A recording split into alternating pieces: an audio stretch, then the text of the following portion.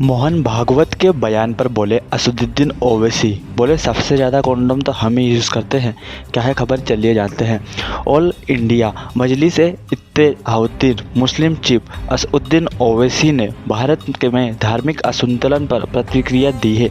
उन्होंने कहा कि मुसलमानों की आबादी बढ़ नहीं रही बल्कि गिर रही है। दरअसल विजयदशमी के मौके पर राष्ट्रीय स्वयंसेवक संघ प्रमुख मोहन भागवत ने भाषण में जनसंख्या का मुद्दा उठाया था। उन्होंने कहा था कि जनसंख्या असंतुलन के मुद्दे को नज़रअंदाज नहीं किया जाना चाहिए। एक जनसभा के दौरान ओवैसी ने कहा, मुसलमानों की आबादी नहीं बढ़ रही, तुम बेकार में टेंशन में मत डालो। नहीं बढ़ रही है, आबादी गिर रही है, मुसलमानों का TFR गिर रहा है। उन्होंने कहा कि 2 बच्चे पैदा करने के बीच सबसे ज़्यादा अंतर मुसलमान रखते हैं।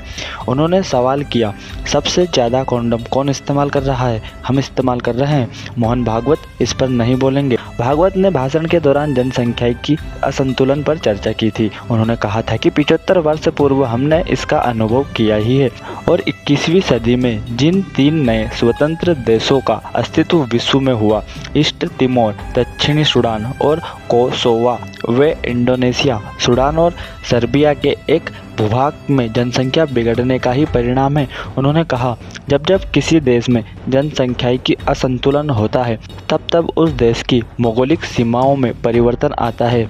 जन्म दर में असमानता के साथ साथ लालच, लोभ, जबरदस्ती से चलने वाला मतांतरण व देश में हुई घुसपैठ भी बड़े कारण हैं। संघ प्रमुख ने कहा कि जनसंख्या नियंत्रण के साथ साथ प्रांतिक आधार पर जनसंख्या संतुलन भी जरूरी मुद्दा है जिसे अनदेखा नहीं किया जा सकता। भाषा के अनुसार संघ प्रमुख ने कहा था कि असंतुलन बनाने के लिए नई जनसंख्या नीति सभी समुदाय पर आसान रूप से लागू होनी चाहिए। उन्होंने कहा कि इस देश में समुदायों के बीच संतुलन बनाना होगा।